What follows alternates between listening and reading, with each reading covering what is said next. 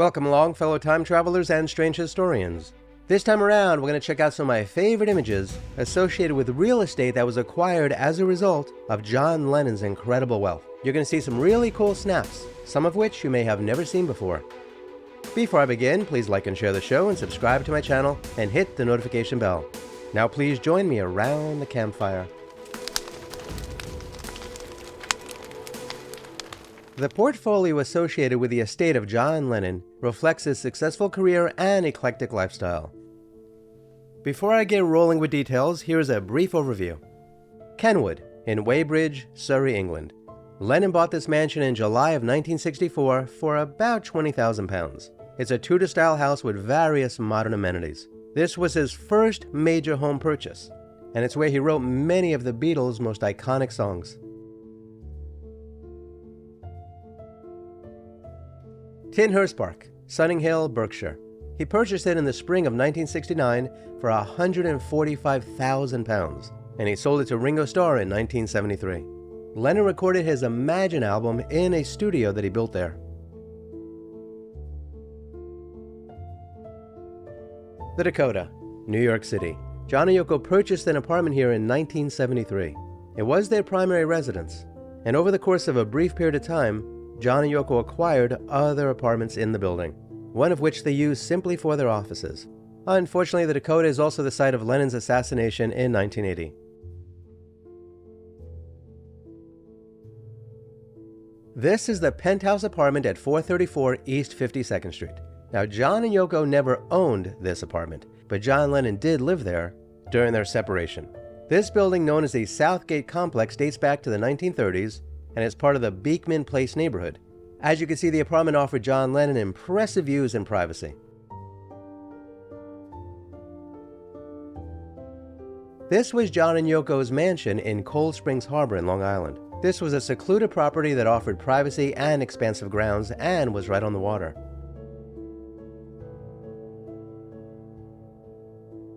And this is their 600-acre farmhouse that they purchased in upstate New York.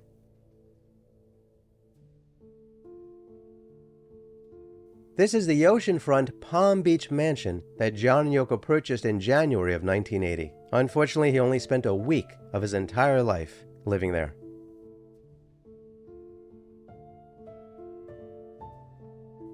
Following John Lennon's death, Yoko and Sean acquired other real estate properties. This is 49 Downing Street. Yoko purchased an apartment for Sean Lennon in this building. This is 153 West 13th Street. As of the time of this recording, it is the home of Sean Lennon. John Lennon's incredible wealth, which allowed him to purchase various mansions and properties, was primarily amassed through a successful career with the Beatles, and later as a solo artist. John's contribution to the Beatles, one of the most commercially successful and critically acclaimed bands in the history of popular music, provided him with significant financial resources. Their record sales and concert earnings and merchandising were substantial, contributing to his wealth. After the breakup of the Beatles, John continued his artistic endeavors as a solo musician and in collaboration with his wife, Yoko Ono. Some of his solo albums were commercially successful and critically acclaimed. He also earned a great deal of money from songwriting royalties. Today, John's estate continues to earn royalties from his music catalog, merchandise, and other intellectual properties. Following John's tragic death in 1980, his estate continues to generate substantial income, which include music royalties. You see, John's share of the Beatles' royalties, as well as earnings from his solo work, continue to generate significant income. The Beatles' music remains popular globally, contributing to ongoing sales, streaming revenue, and licensing deals. In fact, the Beatles brand and John Lennon's image are iconic, leading to lucrative merchandising and licensing agreements. This includes everything from t-shirts and memorabilia to more significant partnerships and branding opportunities. John and Yoko's investments in real estate, including the properties he purchased during his lifetime, add to the estate's wealth. Also, regular reissues of the Beatles and John Lennon's solo work, including special editions and box sets, continue to attract new listeners and generate revenue. Documentaries and films about the Beatles and John Lennon, including recent high-profile projects, also contribute to the estate's earnings. As a result, Yoko Ono and Sean Lennon have been beneficiaries of this ongoing revenue stream. John Lennon's team have been active in managing the estate, ensuring that his legacy continues to be promoted and monetized effectively. This prudent management has helped to maintain and even grow the wealth that John Lennon left behind, ensuring financial security for his family. Now let's learn more about these specific properties.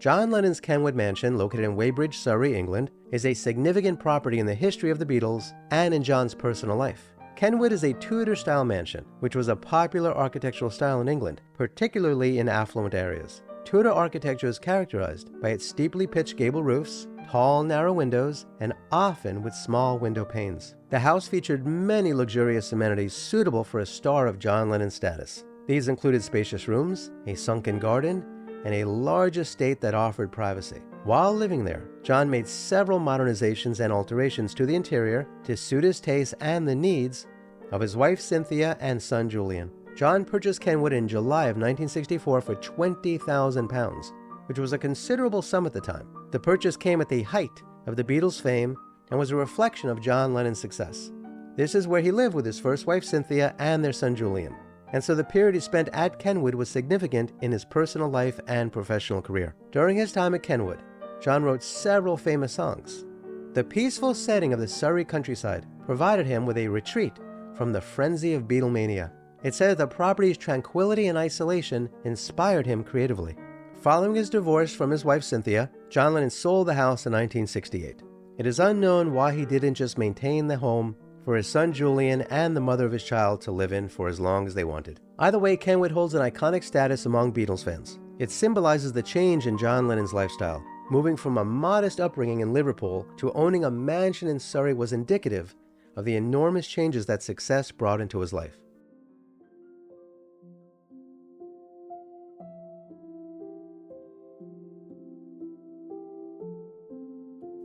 Tittenhurst Park, located in Ascot, Berkshire, England, is a historic estate with significant connections to John Lennon and the Beatles. Tittenhurst Park is an example of Georgian architecture, a style characterized by its symmetry, proportion, and use of classical elements. Georgian architecture often features spacious rooms and large windows.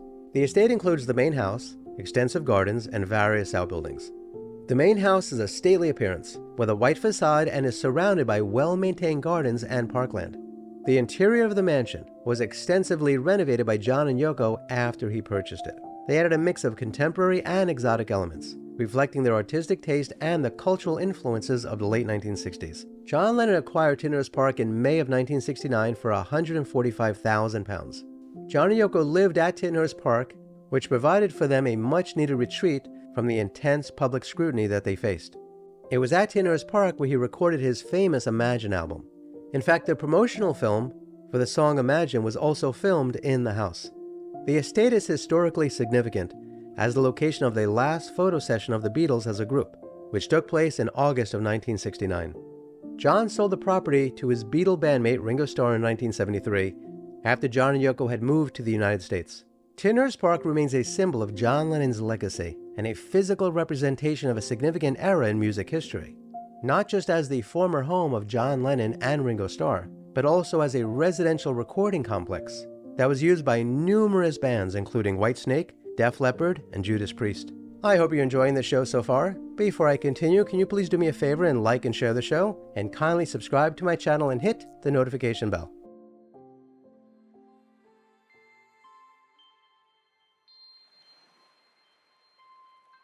The Dakota, located at 1 West 72nd Street at the northwest corner of Central Park West in Manhattan, is one of the city's most iconic and historic apartment buildings. It was constructed between 1880 and 1884, and it was one of the first luxury apartment buildings in New York City, and was a pioneering venture at the time, as the Upper West Side was not yet fully developed. There are several theories about the origin of the name the Dakota. One popular belief is that it was so named because at the time of its construction, the area was as remote as the Dakota Territory in the far west. That story is not true. Edward C. Clarke called it the Dakota because he liked the name. That's it.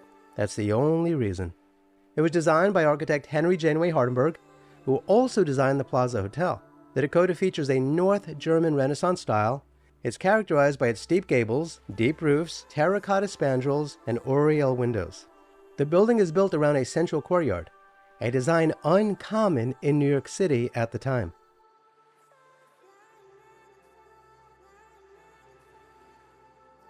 The apartments were designed to be luxurious and spacious, with multiple bedrooms, parlors, and amenities, like hot and cold water and gas and electric lighting, which really were considered to be luxuries for the time. The Dakota's facade is ornate, featuring gables, balconies, and balustrades, which contribute to its distinctive and imposing appearance. As you know, the Dakota has been home to numerous famous personalities over the years, including Leonard Bernstein, Lauren Bacall, Roberta Flack, Lillian Gish, Rudolf Nureyev, Boris Karloff, and of course John Lennon, who was tragically assassinated in the Porte Cochere in 1980. The exterior of the building has appeared in various films and books, notably in Roman Polanski's 1968 film, Rosemary's Baby. The Dakota was designated a New York City landmark in 1969 and was added to the National Register of Historic Places in 1972. The Dakota remains one of New York City's most exclusive residential buildings. It's known for its strict co-op board, high-profile residents, and stringent privacy policies. The building continues to be admired for its architectural beauty and historical significance, representing a bygone era of luxury and elegance in New York City real estate. The Dakota stands as a symbol of New York City's architectural, cultural, and social history, embodying the evolution of luxury living in one of the world's most dynamic urban environments.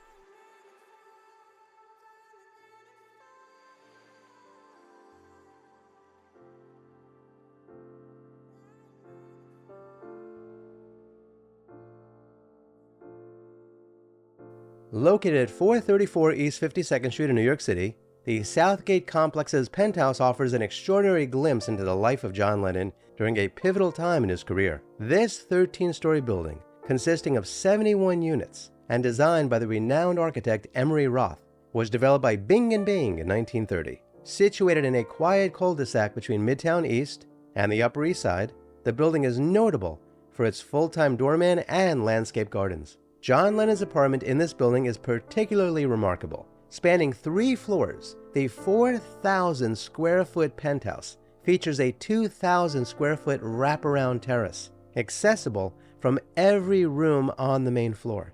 This terrace provides stunning panoramic views of the East River and the city, a backdrop that John Lennon greatly appreciated. In fact, it's amazing to me that John and Yoko didn't live here instead of at the Dakota. The penthouse is a testament to luxury and style. The entry-level houses an elegant living room with high ceilings, a wood-burning fireplace, and inlaid hardwood floors. The French countryside kitchen is equipped with top-tier appliances and ample storage space. The entry level also includes a large dining room capable of seating up to 20 people, a library and media room, and a spacious bedroom and bathroom. This was an enormous apartment for John Lennon to live in, and it honestly makes you wonder if John ever intended to return to Yoko. It looks to me like he was looking for a space to hold parties. A level up, the penthouse features a reading room and a 2-level dressing room, with an electronic rotating closet system. The main bedroom, overlooking the East River, boasts 14-foot ceilings, 2 en-suite bathrooms, and another cozy fireplace.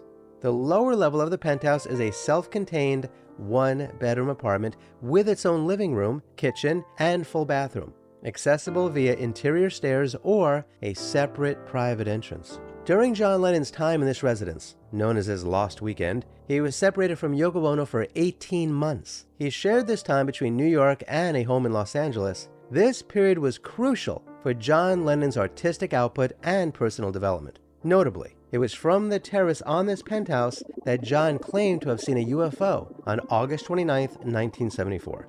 This sighting occurred during a time when John was working on Walls and Bridges, his 5th solo album, and was finding his footing after a commercial setback. One of the most iconic moments during John's stay at this apartment was a photo shoot with Bob Gruen. John, dressed in a simple t-shirt emblazoned with New York City, was captured in what would become one of the most enduring images of his post-Beatles career. This photo, taken on the sunny rooftop terrace, later gained a great deal of significance after John's tragic assassination outside the Dakota in 1980. The Southgate complex's penthouse, now renovated, continues to be a symbol of John's deep connection to New York City and his transformative years there. Its blend of architectural beauty, historical significance, and the allure of John's legacy makes it a standout piece of real estate in the city today.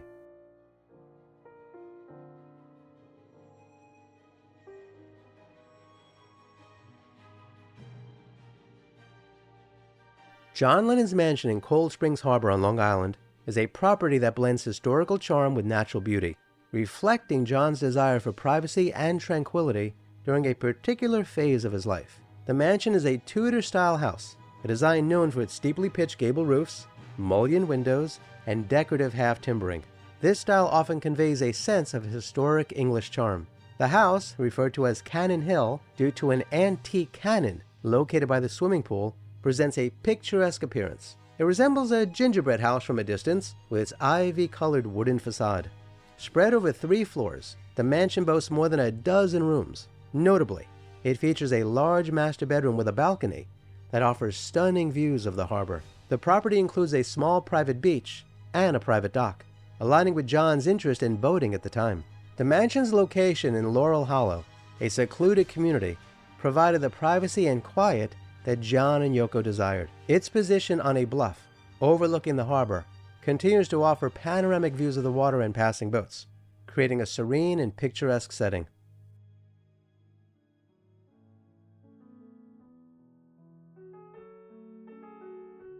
John Lennon's Palm Beach mansion, known as El Solano, is a property steeped in history and architectural significance.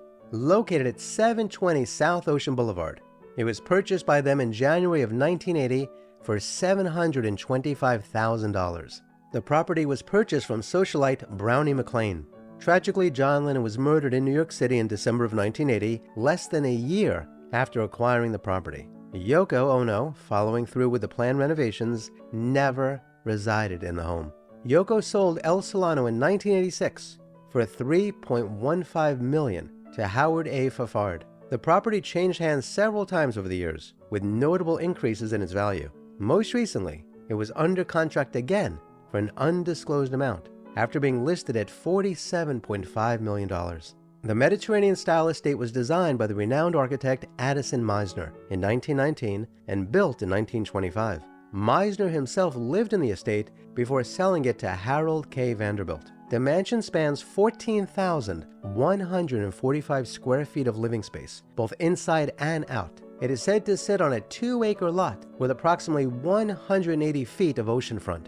Because the mansion itself is not directly on the ocean, some people like to say that it is not an oceanfront property, but it is, because the estate spans not only the property where the mansion is, but also the oceanfront land on the other side of South Ocean Boulevard. The estate boasts 7 bedrooms and 9 bathrooms. It features original Meisner design details, tennis courts, swimming pools, a beachfront cabana, a grand salon with a wet bar, an oceanfront dining room, and a library. An interesting architectural element is the second-floor walkway that connects El Solano to another enormous mansion that was once owned by novelist James Patterson.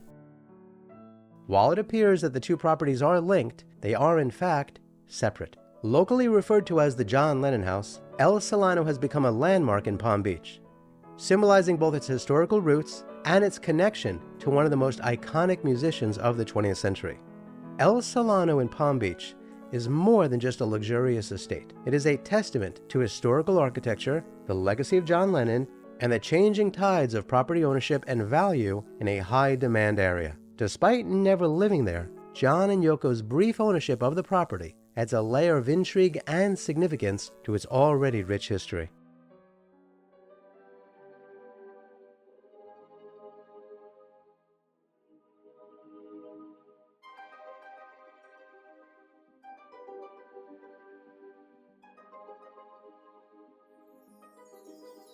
After spending half a century in New York City, Yoko Ono chose to transition to a more serene, rural lifestyle. As of the date of this recording, she has been living on a vast 600-acre farm in Franklin, New York, a small upstate town with fewer than 400 residents. The property was first acquired by John Lennon and Yoko Ono in 1978 with the intention of raising dairy cattle. Reports indicate that they once bought a large number of livestock for the farm, including 122 cows and 10 bulls. Yoko's relocation to the farm occurred during the virus pandemic, after which she decided not to return to her residence in New York City. The expansive estate features a main house with 4 bedrooms and 2 baths, and additional buildings on the property for various uses.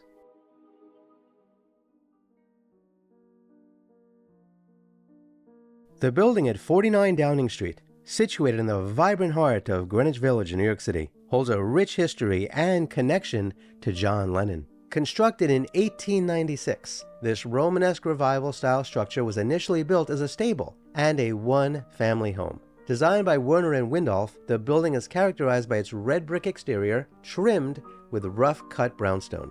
A notable architectural feature is the massive 3-story centered arch. Originally known as the Downing Boarding Stables, the building was advertised in the New York Herald on October 4, 1896, as having excellent light, ventilation, and sewerage, and being conveniently located near railroad and steamship piers. The stables were distinguishable by a sculpted horse's head, a common form of street advertising for stables at the time, which also functioned as the keystone to the entrance arch. In the late 20th century, this historic building underwent a transformation. After several commercial uses, it was converted into a multiple family residence in 1987. The building's significance is further enhanced as it is part of the Greenwich Village Historic District. Sean Lennon's connection to 49 Downing Street began when his mother purchased a penthouse condo in the building in 1995. The purchase was for Sean, and he lived there during the initial years following the purchase. The penthouse, valued for its spaciousness and unique features, includes a private entrance, garage, elevator, and terrace. Spanning 5,700 square feet, the loft offers 3 bedrooms, 3 bathrooms, a first-floor studio space, a greenhouse, and a library. The interior is a blend of contemporary and historical elements, featuring crisp white walls, a modern kitchen, working wood-burning fireplaces, and original architectural details like beams, columns, and exposed brick walls. Despite its historical roots and Sean Lennon's early residence, the penthouse at 49 Downing Street was listed for sale by Yoko Ono in 2013. After some legal battles with the co-op board, the property was eventually sold for $8.3 million. The new owners, who have not been publicly identified, have acquired a piece of New York history, with a distinctive link to John Lennon's family. The building's live-work setup and studio space suggests that it continues to be a hub for creativity and modern urban living.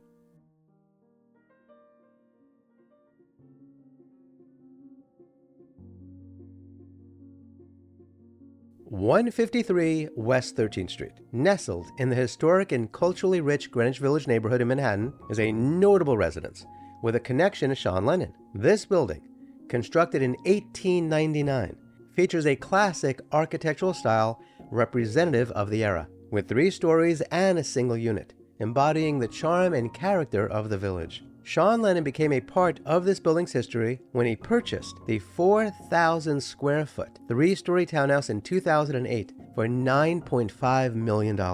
Under his ownership, the townhouse has undergone significant transformations, reflecting Sean's unique style and needs. One of the most ambitious aspects of the renovation is the creation of a sub-cellar recording studio, a testament to Sean's musical heritage and personal artistic pursuits. This studio is not just a functional space for music production, but is also architecturally significant. To achieve double-height ceilings in the studio, extensive underpinning work was undertaken, which is a testament to the depth and complexity of the renovation. The innovative use of steel, concrete, and wood framing throughout the project highlights the blend of traditional and modern techniques and materials. This approach was crucial in maintaining the structural integrity of the historic building while maximizing ceiling heights, thus enhancing the spaciousness of the interiors. In addition to the basement work, the townhouse features a new rear addition, complete with a catwalk and spiral staircase, further adding to its architectural interest and functionality. These elements combine to create a unique living and creative space that respects the building's historical context while catering to contemporary needs. The property has also been at the center of a legal dispute involving a tree on the property, specifically a 50-year-old, 60-foot tall tree known as the Tree of Heaven, This species, native to China and is considered invasive, became the subject of contention between Sean and his neighbors. The dispute highlighted the challenges and complexities of urban living and property management in a dense cityscape like Greenwich Village. 153 West 13th Street, with its rich history and recent modernization under Sean Lennon, stands as a symbol of the fusion of past and present, blending historical architecture with modern living, an artistic expression in the heart of one of New York City's most beloved neighborhoods. So, what do you think of John Lennon's real estate portfolio and the real estate that was purchased by Yoko Ono and Sean Lennon following John's death? If you were rolling in dough, would you live in any of those places? You know I would. By the way, I do not know who took some of the images that I have shown in this show, so if you do, will you kindly let me know so I can respectfully give them the credit that they deserve. At this point, I'd like to thank you for joining me on this time travel adventure to check out some of my favorite images of properties associated with the estate of John Lennon. Kindly remember to like, share, and subscribe, and hit the notification bell because there will be more shows like this one, and I hope you check those out too. Please check out the links below to learn how to support my research and productions. Specifically, I'd appreciate it if you could become a member of my channel and/or join me on Patreon. You could also buy me a cup of coffee or leave a super thanks in the comments below. Kindly be kind to all non-human animals and please don't eat them. They don't like that. Remember, for the benefit of compassion for all living things and their own health, brilliant people throughout history chose a plant-based diet. And please do yourself a favor and go to a local shelter and adopt a cat or a dog or both. You and they will be very glad that you did. Until next time, I wish you safe travels on all your journeys.